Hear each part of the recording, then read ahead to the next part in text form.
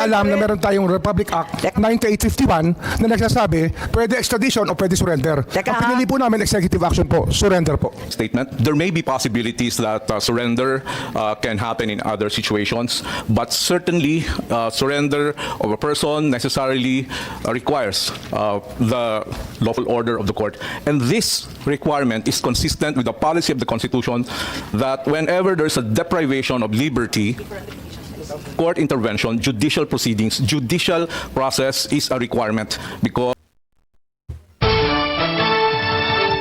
Okay, magandang araw po sa inyong lahat and welcome po ulit dito sa Tinitong Tabunan PH Channel mga kababayan. And nandito naman po tayo para sa ating panibagong reaction video ngayon mga kababayan. At ito, na sa kasalukuyang oras mga kababayan, sa kasalukuyang oras talaga. Nagpapatuloy po rin po ang pagdidinig sa Senado doon sa pag-aresto kay PRRD mga kababayan. Hindi ko alam kung tama bang gamitin natin ang pag-aaresto kasi questionably pa ito hanggang ngayon mga kababayan. Kasi in the first place hindi naman recognize yung arrest warrant ng ICC dito sa Pilipinas mga kababayan. And yet pinatupad pa rin dito. Okay? At ito nga mga kababayan, itong DOJ Secretary Boying Rimulya mga kababayan, ako sinabon ni Amy Marcos mga kababayan. At the same time, pinahiya at barado ng isang abogado mga kababayan kung saan sinabi na mali yung ginagawa nila mga kababayan. Okay? Pero mga kababayan, tandaan natin, ito nako, si Amy Marcos nagpapasikat mga kababayan. Hindi ko sinasabing dito mga kababayan na kasi in the first place Marcos ito mga kababayan. Wala na tayong tiwala dito sa mga Marcoses mga kababayan. Kahit ano pang gawin ni Amy Marcos dyan mga kababayan, hindi ko lang alam kung makukuha niya ulit yung loob ng taong bayan. Nonetheless mga kababayan, pinapasalamatan na rin natin kahit papano dahil sa ginawa niyang hearing dito mga kababayan. At tayong lahat medyo kahit kaunti naliliwanagan sa mga nangyayari dito. Okay? Ito pakinggan natin kung ano yung detalye kung saang parte nagkamali dito ang DOJ mga kababayan. Okay? By the way, ito may balita. Ito, pakinggan itong parte lang. Maiksi lang itong video natin mga kababayan. Naka-speed up din. By the way, paki-like and share ng videos natin mga kababayan. Teka lang, may disturbo dito. Paki-like and share ng videos natin and then paki-subscribe na rin po sa ating channel. Okay? Ito, umpisa na natin. Ako, may disturbo talagang bata dito. Wait lang. Ayan na. Okay. Okay. Pasensya. Okay, ito lang parte na ito mga kababayan. Parte ito sa red notice. Okay. Naghang pa. Pwede ba natin tanungin ang ating head ng transnational crime? Andito po si Executive Director Alcantara. Kayo ba ang una nakatanggap nitong galing sa Interpol? Magandang umaga po, Madam Chair. Tama po yun. Ang NCB Manila ang tumanggap po at 3 o'clock in the morning nung diffusion na sinasabi na may warrant of arrest na po ang ating dating Pangulo at yun po ang ginamit namin, pinan-out namin. Tapos pinadala ninyo kagad sa kapulisan? Law enforcement agencies po ang mga pinadala natin, ang National Bureau of Investigation, ang Philippine National Police, ang Bureau of Immigration at pinadalang ko rin po ang Department of Justice. Okay, maraming salamat at may dadagdag yata si Secretary John Vic. Wala naman. Wala. Alam mo naman yan si John Vic mga kababayan. Of course, matikas, medyo pogi, malamang lang sa atin ng mga tatlong paligid. Pero, wag mo na pasalitain yun mga kababayan. Okay. At was a red notice, itong tinatawag na red notice, iyon ba ang pinadala ng Interpol, Executive Director Alcantara? Kasi ang binanggit mo ngayon, diffusion. Ang dumating po sa atin Oh. ay isang diffusion, isang commonly tinatawag na red diffusion. Teka, ang pagkalam ko, iba ang notice at iba ang diffusion. Iklaro po ninyo, alin na natanggap? Ipapaliwanag ko po. Ang red notice po ay a request for international police cooperation that has been applied for by a member country or entity that are distributed to every member of the organization. Opo, alam natin yon. Okay. Pero ang sabi kanina, red notice ang natanggap. Ngayon ang sinasabi mo, hindi red notice kundi diffusion lamang. Tama po. Alin ba talaga? Diffusion po. Walang red notice. Nagkakaroon po ang general public or everybody ng Pero alam natin confusion. na hindi magkapareho Pero yun. It's equivalent po to a red notice. Hindi po. Ang red- Mas alam ninyo ito sa akin. Opo, Ang opo. diffusion po hindi red notice. Hindi Tingnan po, lang hindi natin po, ang hindi nga po. website. Ang diffusion po is a request for international police cooperation that is coming from an entity or another member country that is directed to another member country or Tama, several oo. countries. Yun po ang pagkakaiba. Sa member to member, Opo. it's an unverified report requesting for information. Humihingi lang, makikipakilang sa kapwa member na kung maaari, tulungan ninyo kami. Pero hindi siya verified, hindi siya dumadaan sa kanilang commissioner, hindi siya pinopost sa website katulad ng red notice. But Tama po it ba? went through the police of the organization's police database. Pumasok din po yon sa database. Pumasok sa database pero unverified. Maliwanag siya, di ba? Ipapaliwanag Di ba po ganon? na- So hindi po red notice ang natanggap, tama? Diffusion po, a red diffusion. Diffusion. And more technical po, it's a wanted person diffusion. Tama. More technical. So walang red notice. Kapag walang pag-diffusion lang, ang pagkaintindi natin, humingi lang ng impormasyon, di ba? Hindi po. Meron po tinatawag na red diffusion, blue diffusion. Oo, maraming kulay yun eh. Yung sinasabi po niyo na humihingi lang ng impormasyon is blue diffusion. Okay, Inform- may kulay ba ito? Yung pinadala sa atin, anong kulay ng diffusion? Ito po ay wanted person diffusion. So walang red notice. Hindi po siya red notice. Nakatanggap pa tayo ng red notice at any point? Itong pong wanted person diffusion na to, pagpasok po sa Interpol sa Lyon, pa-process po ng notices and diffusion. Opo, alam po natin Okay. yon. Alam natin yung procedure. Ang kasunod Madalas po nun, na natin ginawa yan eh. Kasunod po nun, mag-i-issue sila ng red notice. But this Teka. time, dahil po may urgency, they decided na it will go through by So lumundag na tayo mula sa diffusion, hindi man lang na-confirm, hindi man lang napagtibayan, hindi man lang nadaan sa commissioner nila, hindi man lang nailagay sa website o naging opisyal, lumundag na po tayo. Sa diffusion pa lang yan mo. Hindi, kasi inaamin ninyo, wala namang red It is notice kailanman. It is our job to find it out immediately, disseminate immediately. Because the nature of the diffusion is... Bakit si Congressman Arnie Teves may red notice na, hindi pa natin nagagawa ng paraan? hindi ko po masagot. Ma'am, yung kay Arnie Teves ho, kaya ho siya nahuli sa East Timor ay dahil sa red notice. Yun ang dahilan. Oo, klaro po yun, yung red notice. Kaya nga, ang pagkaintindi namin, red notice din ang sinasabi. Ngayon, lumalabas na wala kailanman na lumabas na red notice mula sa Interpol, kundi diffusion lamang. Baka dahil sa panahon, kasi mabilis po ang pagganap ng lahat, yung mga pangyayari. Mabilis po nangyari. Kaya marahil, sa ordinaryong Utal-utal na mga kababayan. Hindi na alam kung ano sasabihin. Nako. Kung pagkakataon, nandiyan po ang red notice. Mura dito, wala akong pagkakataon marahil. Madam Chair, Bakit walang pagkakataon? Oh, pwede ba yan? Oh. Gagamitin lang kasi urgent? Nako. gusto So, po... ibig sabihin, ang katotohanan, walang red notice. Mag-ingat po kayo, you're under oath, makukontempt po tayo. Dahil pagbibigyan natin, kasi sabi, red notice, yung pala, hindi red notice, nasa diffusion na po. There was no red notice and what was issued was merely a diffusion. Pakita po natin, may pagkakaiba yan, matindi. So, itong diffusion, hindi yan pinagtitibay ng Interpol Secretariat. Hindi dumaan sa Commissioner. Tama po ba? meron pong disclaimer to say that it did not go to a review of the notices and task force diffusion. So, may So, disclaimer. Pero, nag-mobilize ang pamahalaan ng libo-libo, 7,000 ang pinagmalaki ng kapulisan para sa isang request for information ng Interpol na unverified. Pinahihingi lang. Walang sinasabing nagmamadali. Pero lahat ng government resources pinaandar na dahil sa simpleng request sa kapwa membro. Tama po? ang iko-correct ko po ay hindi information ang hinihingi po. It is a wanted person notice, diffusion notice. Diffusion.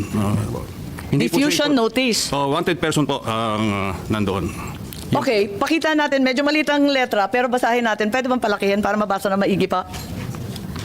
Okay, so maliwanag, tama po na dumating ng 3:04 ba to? Correct po, tama. Ng umaga, Arian. Maliwanag. Tapos, ang request dito, after prior consultation with the government of the Philippines. So, hindi totoo na March 11, 3 a.m. lang ninyo nalaman. Kasi nakasabi dito sa page 1, after prior consultation with the government of the Philippines who have agreed to comply with this request. Ibig sabihin, ang pamahalaan ay nakausap na, una, ikalawa, sumang-ayon na. So, ibig sabihin, ito, formal transmittal lang. Walang sinasabi dito na biglaan ito. Kaya nga, March 10 pa lang, 7,000 ng pulis na ang minobilize eh. Bakit sinasabing ganito? Yung sinasabi po nyo na... Hindi, binabasa ko lang Opo, to eh. opo. Ang matatanong po natin dyan ay yung nagpadala po yung nag-apply po, ICC. Sila po naglagay niyan eh. Hindi po tayo. Ibig ko nagsisinungaling ang Interpol? Hindi po Interpol ang nagsisinungaling. Yung gumawa Pero ang Interpol ang sinasabi ninyo eh. Sabi nila dito eh, itong diffusion ng Interpol pagkatapos ng konsultahan sa pamahalaan. Tapos sinasabi pa rito na hugas kamay ang Interpol at hindi pa sila gumagawa ng compliance review. Hindi pa nila naimbestigahan, hindi pa nila napapatunayan tong diffusion at kung may duda, sabihan na lang sila kasi hindi pa daw nila naaasikaso to. Yan yung sinusunod nilang format, ma'am. Hindi ho lahat na sinasabi dyan ay gano'n na lang po ang katotohanan kasi nag-iingat lang po sila na makatabig sila na mali. Kaya marami ho silang paniguradong mga salita sa kanilang form letter. Form letter po yan eh. Sasabihin nila na Nagaya ho niya, nung sinabi na meron silang konsultasyon, pagkatapos makipag-ugnay sa gobyerno ng Republika ng Pilipinas, ang palaisipan ko po, sino ang kausap dito? Dahil hindi naman po kami ang kausap. sinasabi ninyo, palusot lang to, hindi to totoo. Hindi po, yung Paano form tayo letter. maniniwala sa Interpol Yun po dito? yung kanilang form letter. Kaya, hindi ko alam talaga kung sinong kausap. Pero may sinasabi po dyan na meron silang kausap. Pero ako, wala akong kaalaman. Baka alam ng kapulisan, sino ho ang kausap, baka alam ni Secretary Anyo, ang liwaliwanag dito, hindi naman ako nagchichismis o naghahaka-haka, ang liwanag eh, nakausap na daw yung gobyerno at sumang-ayon na daw ang gobyerno na arestuhin. Paano ba to? At ito daw ay formal transmittal lamang. Ibig sabihin, nauna yun. Andyan yan, liwanag oh. Klarong-klaro mga kababayan. May usapan na ang gobyerno mga kababayan.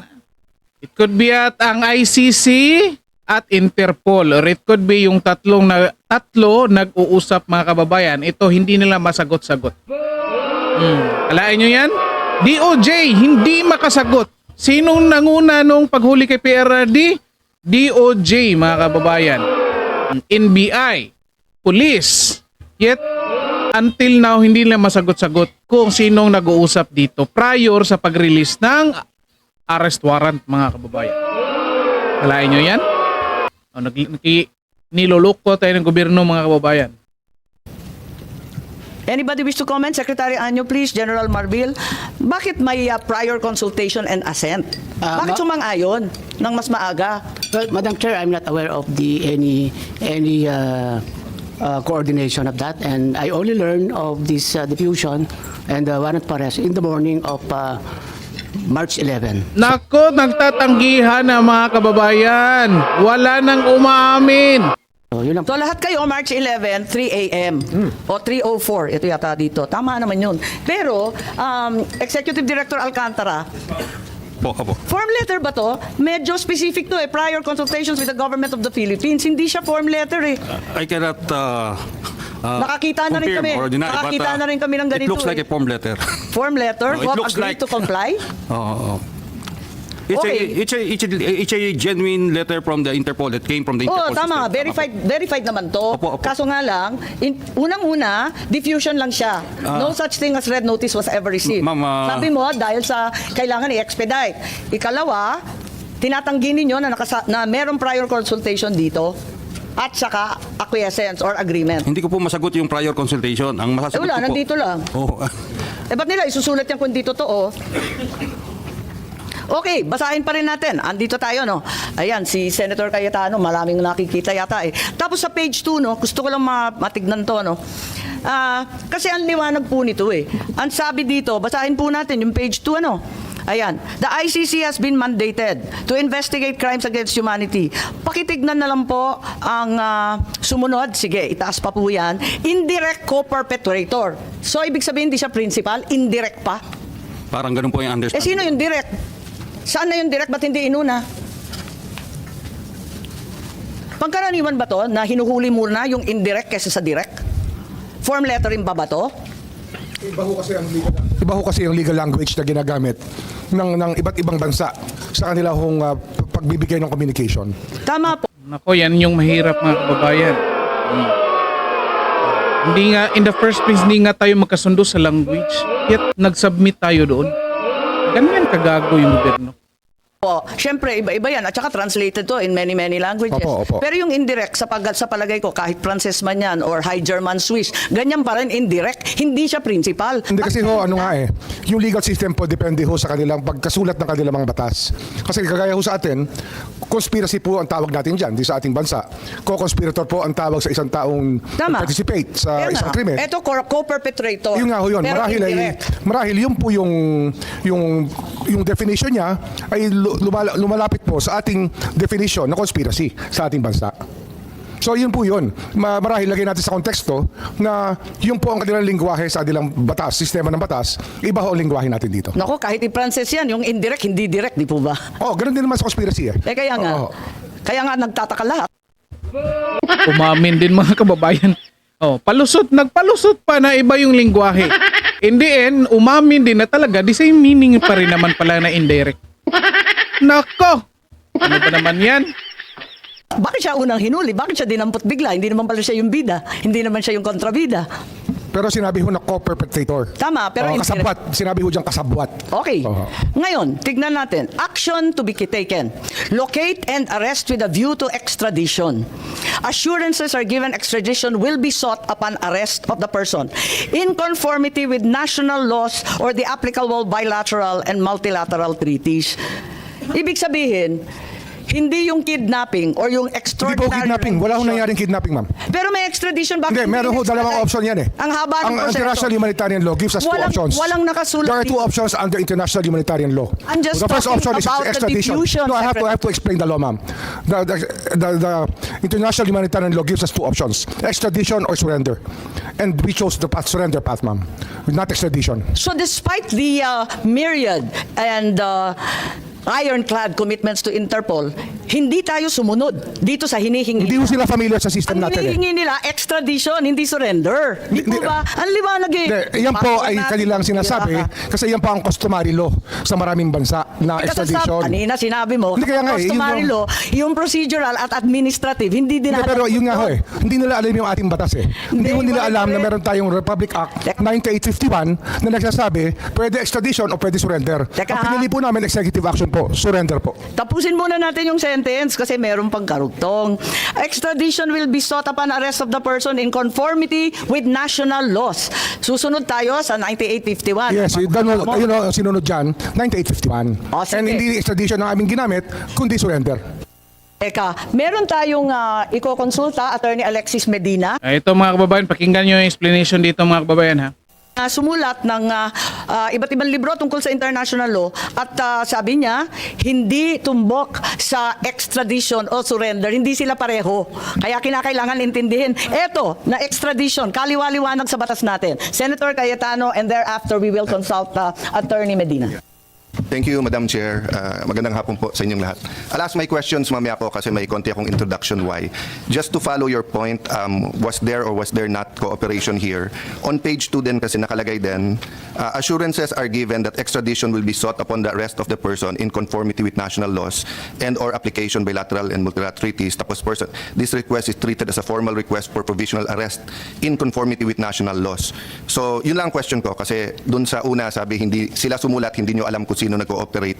Of course, I'll take your answers at face value and presumption of regularity unless it's inconsistent. So, dito lang sa action taken, so dito sa page 2, sinong nagbigay ng assurances?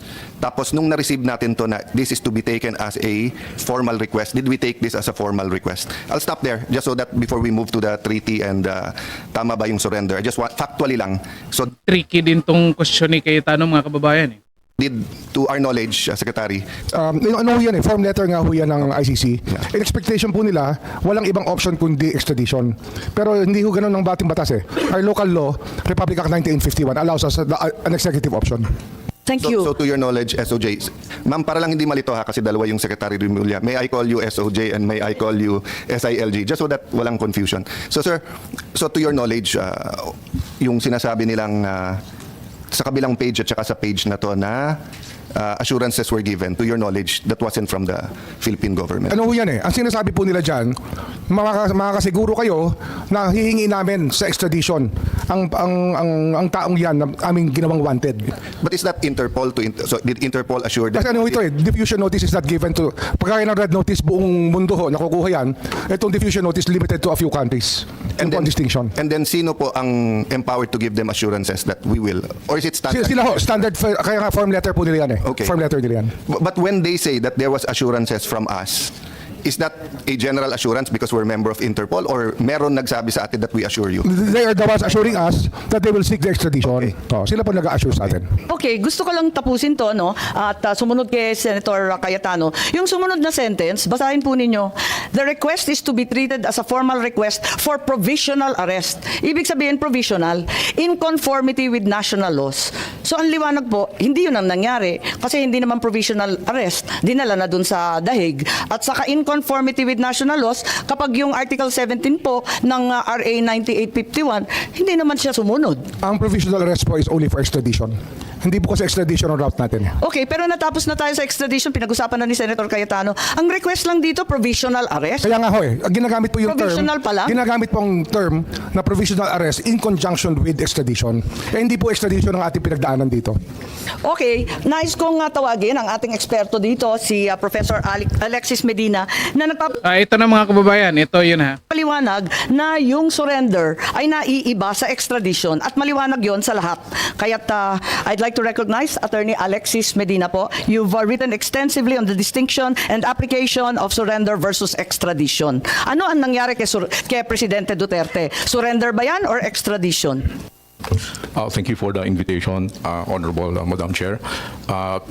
And good afternoon, everyone, the cabinet secretaries and distinguished members of the executive branch. Okay. Also, Senator Cayetano, good afternoon, Senator Bongo, Senator Jingo Estrada. Going back to the question, there was the proposition that the immediate surrender of the person arrested to the jurisdiction of a foreign government or foreign state or international tribunal can be undertaken without judicial proceedings under 9851, Section 17. I respect the opinion of our hardworking and brilliant Secretary of Justice, but nevertheless, I respectfully disagree. Surrender without judicial proceedings might amount to a violation of the liberty of abode that is guaranteed by Section 6 of the Bill of Rights. Klaro mga kababayan, violation of liberty of abode. The liberty of abode cannot be impaired without a lawful order of the court. That's the text of the Constitution. Now, this constitutional protection is a barrier for any government action that would simply compel an individual to change his residence.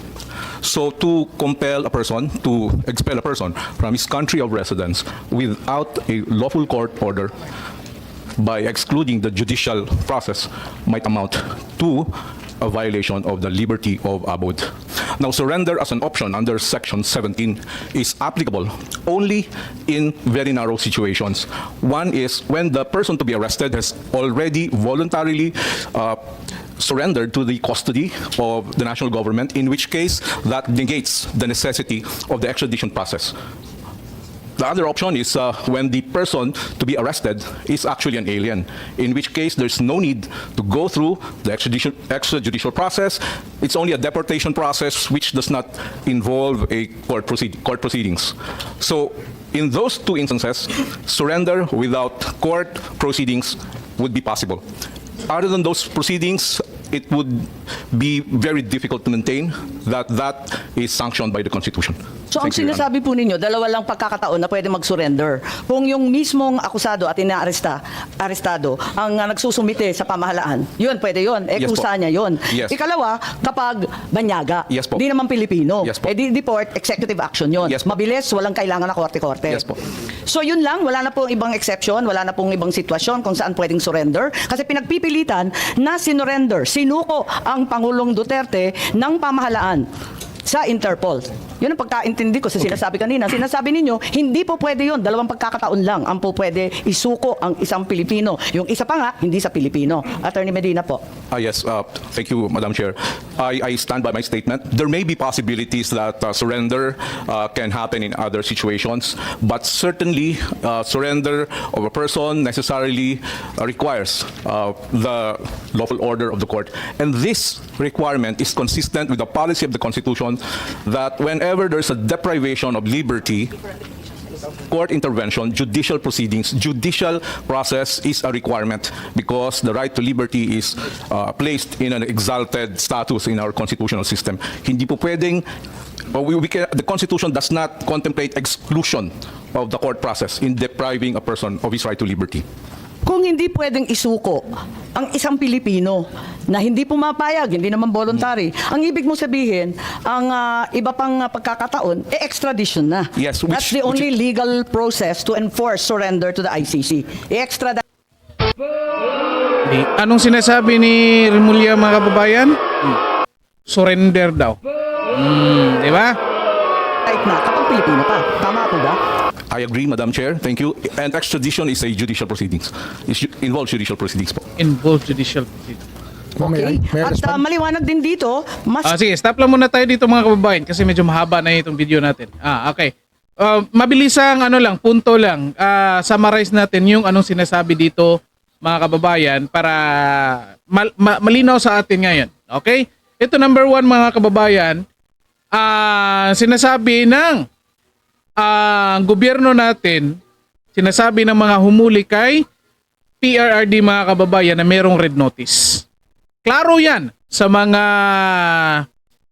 mga kababayan sa mga interviews nila, sa mga pamahayag nila nung time na yon na hinuli si PRRD mga kababayan.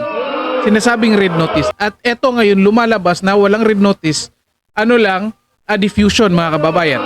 Kahit sabihin natin red diffusion, hindi lang natin alam masyado kung anong definition. Yet, sinasabi dito na magkaiba yung red notice at red diffusion. Okay? At sinasabi dito ni Secretary Boying Remulla mga kababayan na most likely dahil mabilisan yung pangyayari, hindi nakapaglabas ang Interpol ng red notice. Kasi susunod na nga raw yun. Okay? Tanong natin dito. Bakit minadali? Bakit hindi hinintay yung paglabas ng red notice kung talagang red notice yan or kung may lalabas na red notice? Sinong nagpamamadali mga kababayan? Sorry. Sinong nagmamadali? Yan. Sinong nagpamadali ng proseso ngayon? And yet, unfortunately, hindi masagot-sagot ng mga resource person na yan, mga kababayan. Kahit si Secretary Anyo, hindi niya masagot, mga kababayan. No red notice, yet urgent yung rason nila. Sinasabi nila, urgent. At sinasabi dito, nandoon sa letter, nandoon sa form, galing ng Interpol na unverified, pwedeng i-verify, pwedeng questionin, mga kababayan. Pwedeng questionin. And yet, hindi pinagbigyan ng pagkakataon ang kampo ni PRRD, mga kababayan, na questionin yung pinalabas ng Interpol. Kahit sinasabi ng Interpol na pwedeng questionin, nandoon ang palusot ni Boying Remulla, mga kababayan, regular procedure, nandyan lang yan. Lang daw yan, pangdagdag lang daw yan doon sa form. Parang, anong tawag nito? Usually tawag natin dyan, kalimutan ko tuloy mga kababayan. Parang, given na yan. Parang sinasabi niya na nandyan talaga yan. Kahit sa lahat ng anong mga forms, parang nandyan yan, parang disclaimer yan, parating nandyan.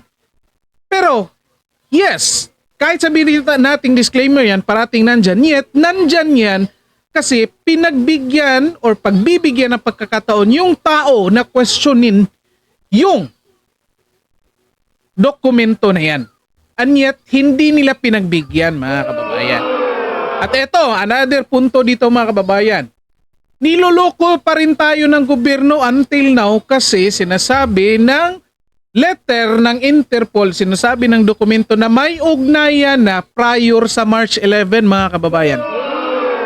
And yet, wala ni isa sa mga resource person na umaamin, mga kababayan. Kahit din si Secretary Anyo, hindi umaamin, walang umaamin na sino nakikipag-ugnayan sa ICC or sa Interpol prior ng release ng arrest warrant.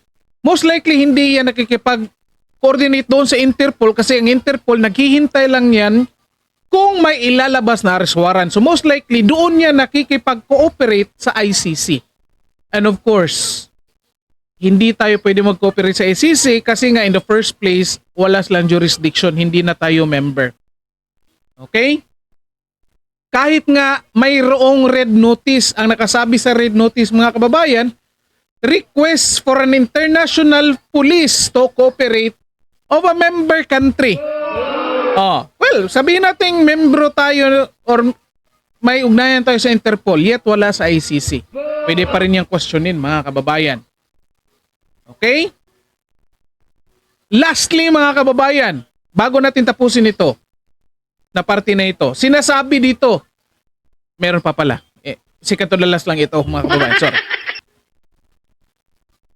Bago ang lahat, dapat in conformity with national law or domestic law mga kababayan. And yet, kinancel nila yun lahat kasi nga raw may arrest warrant galing sa ICC. Kinancel nila lahat. Hindi pinadaan sa judicial body process, hindi pinadaan sa judicial process, immediately sinakay sa eroplano at pinadala ng ibang bansa mga kababayan. At ito na nga ang punto ng itong isang abogado kasi in the first place mga kababayan, hindi surrender yung nangyari extradition. Kasi ang pwede lang mag-surrender mga kababayan, si PRRD lang kung gusto niyang mag-surrender doon. Other than that, extradition na yan. Hindi ko lang, of course, search nyo lang kung anong technical definition yan. Kasi sinasabi ng abogado dito, kapag extradition, dapat dadaan yan ng judicial process mga kababayan. Unfortunately, wala at hindi dumaan ng judicial process mga kababayan. Dito na loko na tayo dito mga kababayan. Anong ibig sabihin kapag ganito yung mga nangyayari dito? Akalain nyo yan? Mag-comment kayo dyan mga kababayan. Naku, kasi delikado tayo nito. Lumalabas na ngayon. Again, in the first place, hindi ako close na ako dito kay Amy Marcos mga kababayan. Hindi, barado na ito sa listahan ko. And yet, nonetheless, nagpapasalamat pa rin tayo kasi itong mga informasyon na ito lumalabas ngayon dahil sa kanyang hearing na yan. Of course, plakpakan naman. Alam nating just to save face lang itong si Amy Marcos and yet kahit papano nakukuha nating informasyon na ito. Okay, mag-comment kayo dyan mga kababayan at dito na lang po muna tayo. Paki-like and share ng video natin para malaman din ng iba. And then, maraming salamat sa lahat. Magandang araw sa inyo.